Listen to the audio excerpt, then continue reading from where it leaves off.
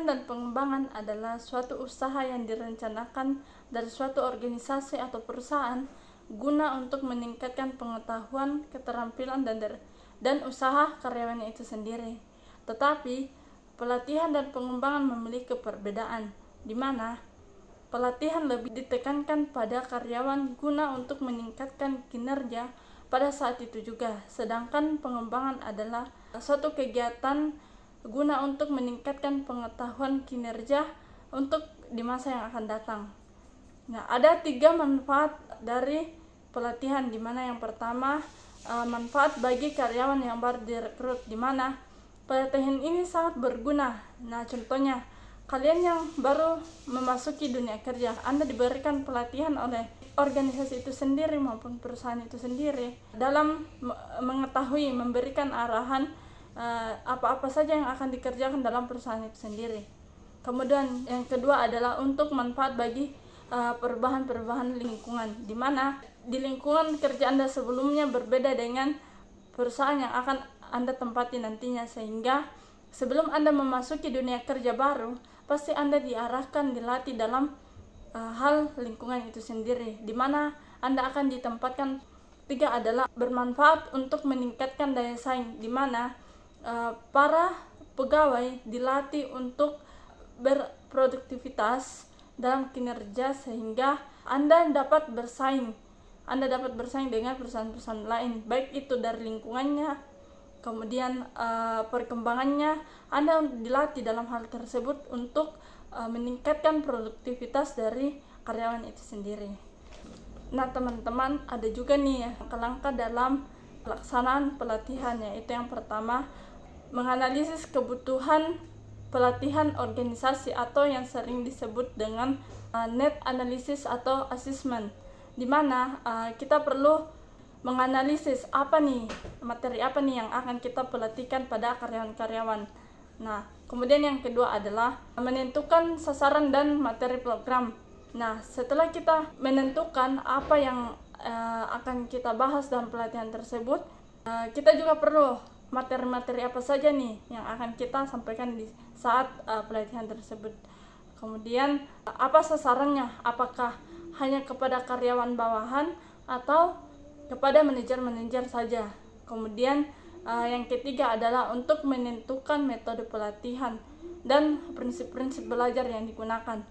Nah, ada beberapa metode pelatihan yang sering kita lihat nih teman-teman, seperti workshop maupun sosialisasi. Itu adalah beberapa contoh dari pelatihan-pelatihan baik itu perusahaan kepada karyawan. Kemudian yang keempat adalah mengevaluasi program. Nah, kita perlu mengevaluasi apakah program yang kita pelatihkan ini dapat berguna bagi perusahaan, dan apakah program tersebut akan mencapai dari tujuan perusahaan kita. Kemudian kita juga perlu melakukan analisis kebutuhan, di mana kita juga harus memperhatikan 3 analisis, yaitu yang pertama, analisis kebutuhan organisasi. Ini untuk meningkatkan SDM. Kemudian yang kedua adalah analisis kebutuhan tugas.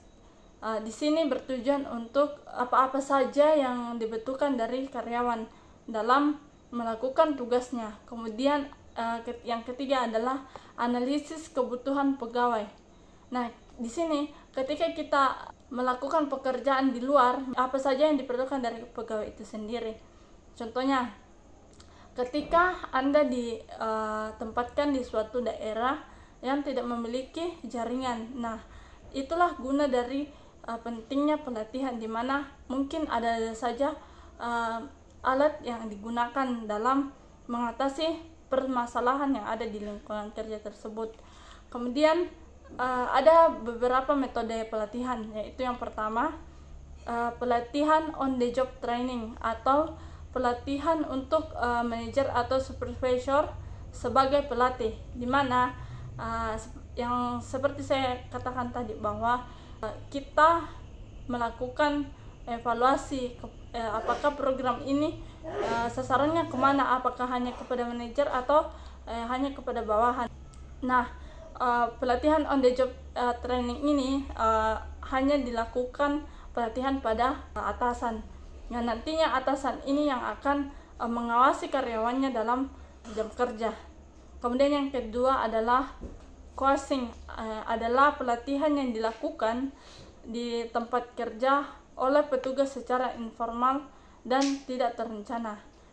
Seperti pelatihan secara langsung, contohnya pada teman-teman yang mungkin dalam jenjang pendidikan menengah di SMK, pasti kalian akan melakukan namanya prakering. Nah, di sana nanti akan ada nih yang namanya coaching atau pelatihan yang dilakukan secara tidak terencana.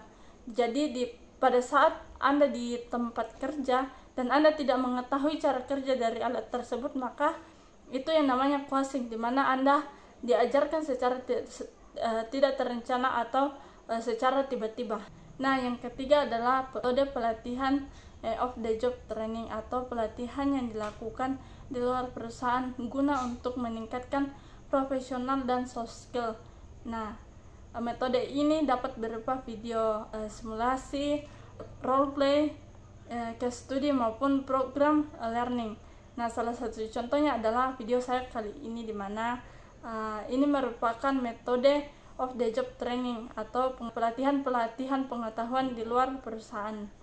Nah, teman-teman, mungkin itu saja video saya kali ini mengenai pelatihan dan pengembangan. Untuk materi selanjutnya mungkin Anda dapat melihat di video-video saya selanjutnya.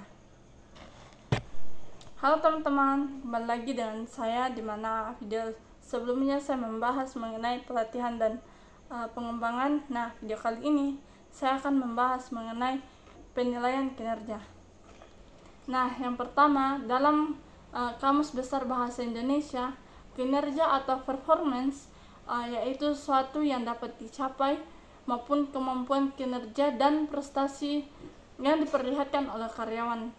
Kemudian yang kedua adalah penilaian kinerja adalah salah satu unsur penting dari manajemen kinerja, sehingga manajemen kinerja perlu dijelaskan terlebih dahulu, di mana manajemen kinerja adalah proses berorientasi untuk memastikan bahwa proses-proses dari organisasi itu sendiri ada pada tempatnya dan guna untuk memaksimalkan produktivitas para karyawan, tim maupun akhir dari organisasi itu sendiri.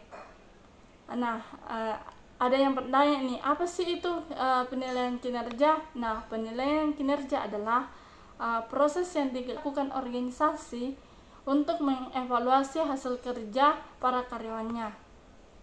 Nah, ada nih manfaat bagi teman-teman dalam penilaian kinerja, yaitu yang pertama, perbaikan kinerja, di mana penilaian ini menjadi landasan bagi karyawan untuk meningkatkan produktivitas. Nah, jika penilaian dari atasan itu kurang, maka otomatis Anda dituntut untuk meningkatkan produktivitas. Nah, ini juga bersangkutan dengan materi-materi yang mengenai pelatihan dan pengembangan. Nah, manfaat dari penilaian yaitu perbaikan kinerja, di mana yang harus dilakukan adalah pelatihan ataupun pengembangan untuk meningkatkan kinerja dari karyawan itu sendiri. Kemudian yang manfaat yang kedua adalah penyelesaian kompensasi, di mana dilihat dari nilai produktivitas atau kerja dari karyawan itu sendiri, sehingga para atasan dapat memberikan kompensasi berupa upah atau gaji. Kemudian yang ketiga adalah penempatan karyawan. Nah, teman-teman, mungkin itu saja video saya kali ini. Untuk video selanjutnya Anda dapat melihat di video-video saya selanjutnya.